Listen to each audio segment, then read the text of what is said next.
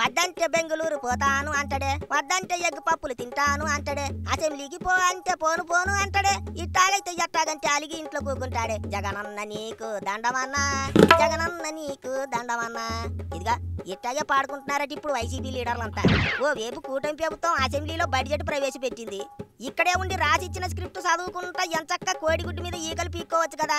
అంతా వదిలేసి బెంగళూరులో బాదుషాలు తినుకుంటూ ఎంజాయ్ చేస్తానంటున్నాడు జగనన్న. ఇక్కడ ఉన్నోళ్ళేమో ఆ బడ్జెట్ లో దేని గురించి మాట్లాడాలో తెలియక బుర్రగొక్కుంటున్నారు.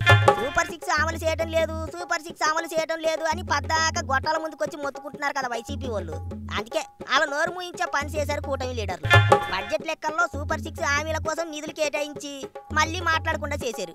తల్లికి వందనం గురించి చెప్పుకుంటూ జగనన్న రోడ్ల మీద డ్రామాలు చేశాడు. ఆ మధ్య నీకు 15,000 నీకు 15,000 అంటూ కామెడీలు చేశాడు. కానీ ఇప్పుడు ప్రభుత్వం చెప్పిన మాట ప్రకారం మే నెల నుంచి తల్లికి వందనం అమలు చేయబోతుంది. ఇప్పుడు చేయాలి జగనన్న కామెడీ. ఇంకేటంటున్నారు, ఆడాళ్లకు ఫ్రీ బస్సు పథకం ఎడతానన్నారు, ఏటైంది చెప్పండి, ఏటైంది చెప్పండి అని గొంతుసించుకుంటున్నారు. జగనన్న నాశనం చేసిన రోడ్లన్నీ బాగు చేశాక అప్పుడు ఎడతారట ఫ్రీ బస్సు పథకం. పోయిన 5 ఏళ్లు జగనన్న బస్సులన్నింటినీ గుంతల రోడ్లపైనే తిప్పి తిప్పి వాటిని తుక్కు కూడా పనికి రాకుండా చేశాడు. ఇప్పుడు ఉన్న పలాన ఫ్రీ బస్సు పథకం ఎడితే డిమాండ్ ఒక్కసారిగా పెరిగిపోయి బస్సులన్నీ ఎక్కడికక్కడ మధ్యలోనే ఆగిపోతాయి. ఎట్టాలి ఎట్టాలి అని అడగటం కాదు, ఒకసారి తాము ఏడు చేశారో వెనక్కి తిరిగి చూసుకోవాలి వైసీపీ లీడర్లు. పైగా 5 ఏళ్లలో జగనన్న కొత్త బస్సులు ఏమైనా కొన్నాడా అంటే ఏటి లేదు. చక్రాలు ఊడిపడ్డా కొత్త బస్సులు కొన్న పాపాన పోలేదు.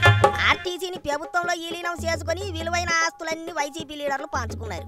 ఆర్టీసీని జగనన్న ప్రభుత్వంలో విలీనం చేయకముందు అప్పు 6,700 కోట్లుంటే విలీనం చేశాక 50,000 కోట్లకు పెరిగింది. జిల్లాల్లో పార్టీ ఆఫీసుల పేరు మీద జగనన్న కట్టించిన ప్యాలెసుల్లో చాలా భాగం ఆర్టీసీ స్థలాల్లోనే కట్టించుకున్నాడు. బడ్జెట్ లో కొత్త బస్సులు కొంటామని 100 కోట్లు నిధులు చూపించి ఒక్క బస్సు కూడా కొనలేదు జగనన్న. గుంతల రోడ్లపై తిరిగి తిరిగి 5 ఏళ్లలో 2,400 బస్సులు డొక్కుగా మారి ఇప్పుడు తుక్కుకు వెళ్ళడానికి రెడీగా ఉన్నాయి. వాటన్నిటిని పక్కనెట్టి కొత్త బస్సులు కొంటుంది ఇప్పుడు కూటమి ప్రభుత్వం. ఇట్లాంటి పరిస్థితుల్లో ఫ్రీ బస్సు పథకం ఎట్టి బస్సులు మధ్యలో ఆగిపోతుంటే దాన్ని రాజకీయం చేసి సునకానందం పొందాలని వైసీపీ లీడర్ల ప్లానింగ్. అయినా ప్రజలకు మాటిచ్చారు కాబట్టి ప్రభుత్వం ఇవాళ కాకపోయినా రేపైనా ఖచ్చితంగా ఫ్రీ బస్సు పథకం అమలు చేస్తారేమో. కానీ ఇప్పటికే ఫ్రీ బస్సు పథకం అమలు చేస్తున్న తెలంగాణ, కర్ణాటక రాష్ట్రాల్లో పరిస్థితులు చూడండి ఎట్లా ఉన్నాయో.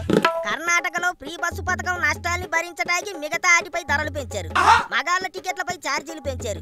తెలంగాణలో బస్సుల్లో సీట్ల కోసం గొడవలు, ఓవర్లోడ్తో ఎన్నో ఏళ్లు నడవాల్సిన బస్సులు ముందే షెడ్డుకెళ్తున్నాయి. ఇట్లాంటి సమస్యలన్నీ చూసే కూటమి ప్రభుత్వం ఆచితూచి నిర్ణయం తీసుకుంటుంది. నిజానికి కర్ణాటకలో చదువుకున్న వాళ్ళంతా తమకు ఫ్రీ బస్సు వద్దంటున్నారని అక్కడి కాంగ్రెస్ ప్రభుత్వమే చెబుతుంది.